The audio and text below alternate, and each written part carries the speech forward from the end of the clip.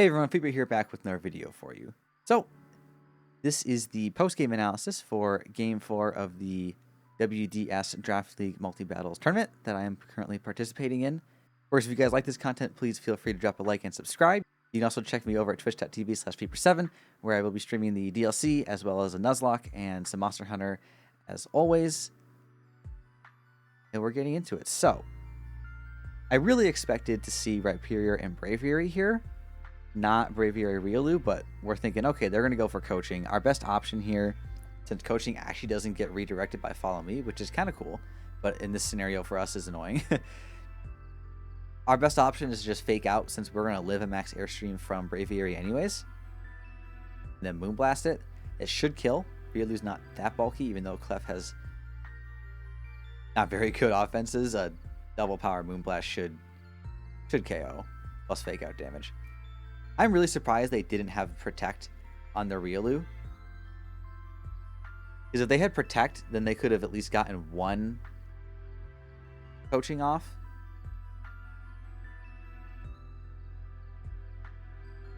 Potentially even two.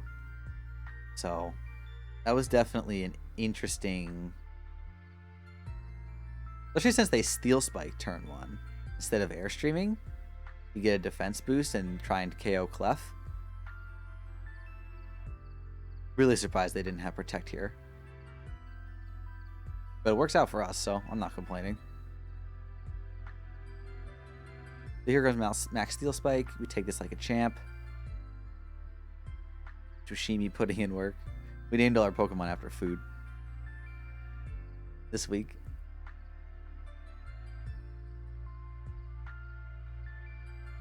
A little unsure about this damage here, but yeah, it should kill. The battle of the baby evolutions.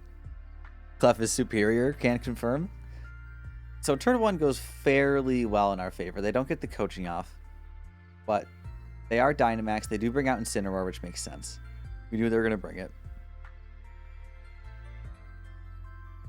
So I'm expecting that we're going to get Fake Out here, so I don't think Follow Me has much value. We Protect on Clefairy, just so it can stay around another turn. And we have the Friend Guard still for Rillaboom, which is very physically bulky. Unless they double into Rillaboom, they can't kill it this turn. But I'm expecting them to Fake Out, expecting a Follow Me. That's why we make the play that we do. And then we just Superpower into the Incineroar. But they actually end up going for Airstream in the Clef, which I guess makes sense if you're expecting Follow Me. Because they just want to kill... They're just thinking, why don't we just kill the Clef and then we can get damage onto Rillaboom. But it's I guess it's technically a bit of a greedy play. But maybe they were reading the Protect. Although if they were reading into the Protect on Clef, I think they would have just doubled Rillaboom. Of course, they don't actually know that we're super physically bulky. They don't know that we're max physical defense. We do get the speed boost. Flare Blitz comes out. Only does half. And with the terrain recovery, we actually would take another one. Unless that was a low roll, but...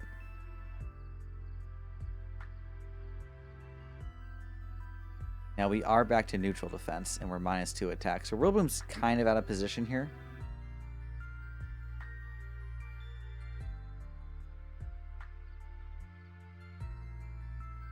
We're thinking of swapping out Rillaboom into either Scyther or Rotom. We do end up going with the Rotom. We could have just sacked Scyther here, but we thought Rotom has a bit of defense investment. It's obviously a fire type as well, so it should take this pretty easily. But if I recall correctly, it actually does a lot more damage than I would have liked. We can see we're currently debating between Scyther or Rotom, but we do end up with Rotom. And we go for Follow Me and Clef, so Rotom at least only takes one attack.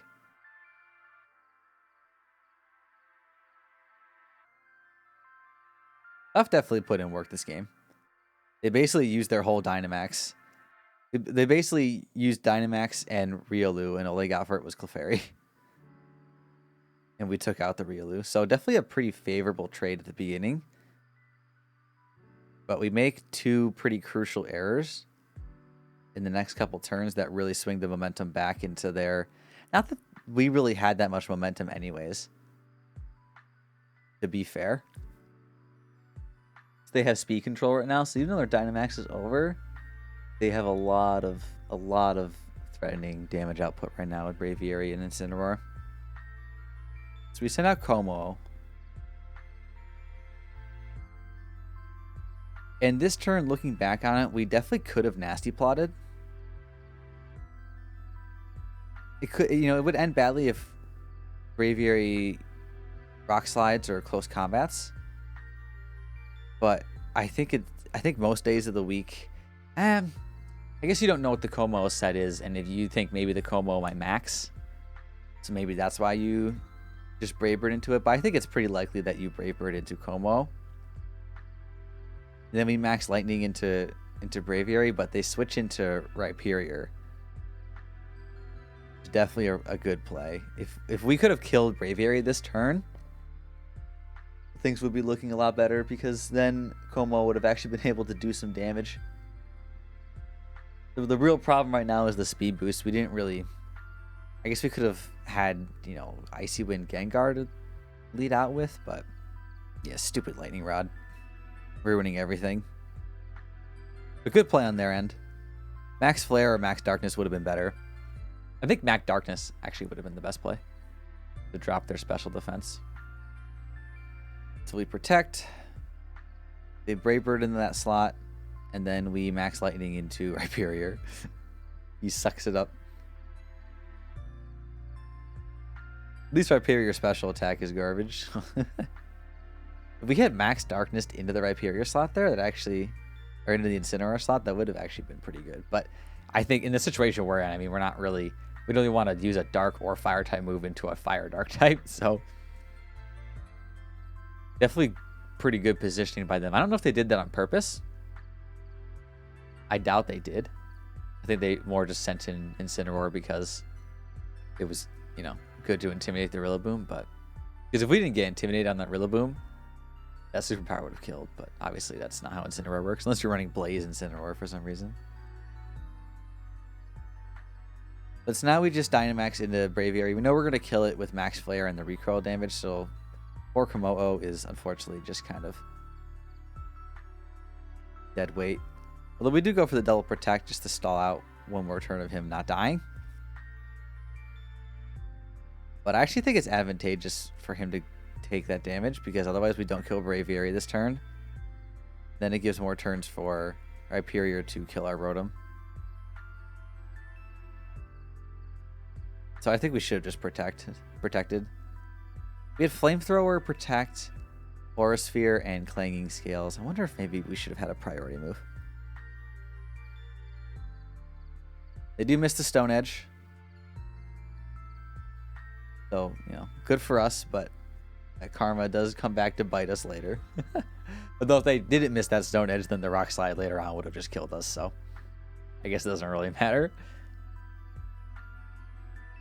We're forced into sending out Gengar here, which has Energy Ball specifically for Rhyperior, so I'm very glad that I put that tech on. But it specs Gengar. Now I'm thinking about Max Darkness into Rhyperior because my gut was telling me, for some reason, there's a chance that Rhyperior doesn't die. I really wish I listened to it. Of course, then the rest of the game would have played out much differently, because Gengar would have been alive, and we still, you know, it's possible we still would have lost, but it would have been interesting to see where the rest of the game would have gone, because then it would have been -1 Ludicolo. They probably would have sent back in Incineroar, is my guess. It's literally 1 HP. Insane. Even +2, I don't think that would have OHKO'd, actually. We do get the Curse Body Disable. I feel like every week we've gotten a Curse Body Disable. We brought Gengar. Just hilarious. Unfortunately, Rotom dodges it, but Gengar does not. So now it's looking pretty bad because it's a 3v4. Both Dynamaxes are over. We do kill Ludi here. Overheat does connect. And then they They do hit the Rock Slide as well, but we have the Charty Berry still. That's why I felt safe not attacking Rhyperior this turn, because I knew we weren't going to die. But Rhyperior really put in a lot of work for them. Let's see, if we had killed Rhyperior this turn, it would have been Incineroar, which wouldn't have been able to intimidate our Rillaboom or Scyther. And then... And Ludi does have Ice Beam, which... but Dual Wing Beat would definitely kill Ludi. Honestly, U-Turn would probably kill it too. Maybe we should have just killed the Rhyperior there, because I don't think Ludi... Scald... Maybe... it's in Sun, though. I don't think Scald would have killed. And based off of how much damage that Ice Beam did to Gengar, which isn't a very bulky Pokemon, I don't think Scald would have killed us in the Sun there. It looked like it was a very tanky Ludicolo. So if we had killed Rhyperior there, it would have been Incineroar Ludicolo. They would have fake out Scald, and then it would be... I guess we could U-turn into Ludi. I guess we could U-turn into Incineroar and probably kill it, and then it's Ludi versus Rillaboom, but I think an Ice Beam would have killed Rillaboom, and then I guess we just pray Dual Wing Beat kills Oko's Scizor, but I don't know if it would have. I can run that calc real quick. If Dual Wing Beat had killed Oko's Scizor, then that probably was the play. Choice Band, we're Jolly. Dual Wing Beat. Oh, I need to put on Technician. Against max HP Scizor. And it's a 6% chance to Oko. Yeah, that's pretty bad. I feel like they were at least... I feel like they were max defense, max attack, is my guess. Or maybe some defense and special defense investment. So, I mean, again, this endgame was not bad, minus the overheat miss. If we had hit overheat here, I think we would have won. Actually, yeah, we would have won, because we could have just sent out Scizor and just U-turned into Incineroar, which would have killed.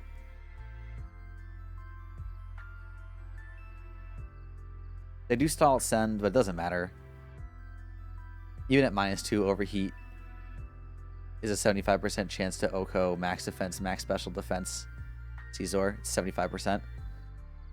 So stalling out Sun wouldn't have mattered. They do get the double Swords Dance up, so at this point we know the game's probably over. We still should have played it out, I think. But we do end up surrendering. So, because yeah, if overheat hadn't missed there, then Scizor goes down. Rotom would have been able to get a hit into the Incineroar, and then we could have just U-turned, since Dual Wing Beat has a chance to miss. We could have just U-turned into the Incineroar that should have killed, and then we could just fake out our Grassy Glide into the Rhyperior, and even if we don't, then we can just send out Scizor again and just U-turn and kill it. So that overheat miss was definitely really unfortunate, but they also missed a Rock Slide on Rotom and a Stone Edge, so we can't really complain too much. Part of the game. It happens. Overall, GG's to them. They played well. We played well. For the most part, I think they definitely played better than we did. We should have been expecting Lightning Rod Rhyperior, and then we should have, because of that, known that it was probably going to have Rainbow Berry. That's really not that hard of a call to make and to read into, considering that we have Rillaboom on our team. So... And then since we have Rotom, and they know that Rotom is pretty good against Virizion and Scizor, I think it makes sense, and Braviary, it makes sense to do Lightning Rod over Solid Rock and then compensate for the grass weakness with the berry. So definitely good prep on their end. I think the extra turn of damage onto the Braviary definitely would have helped. So some small things that we need to, continue to work on. I think sometimes we get a little too hasty in our decisions. We don't always think about what switches, what they could switch into our moves, at least beyond typing. I usually just think, they can't switch into this because they don't have a Pokemon that can resist this move. However, sometimes I forget about abilities. So, and I'm just used to Rhyperior. I always run Solid Rock Rhyperior, but I'm not used to Lightning Rod. But that's definitely something I have to pay attention to. So good stuff to learn from. Overall, GG's. It was a fun game, and we will have the Game 5 up soon as well. And then this week, Raw Game 5 is actually being played a couple days later than it should be due to some scheduling issues. And then this week we have off because the DLC comes out. So Game 6 will be up a little bit later than normal. But be on the lookout for both those videos. And of course, I will see you all in the next one. Peace. If you guys liked the video, please leave a like and subscribe. Other than that, I'll see you all in the next one.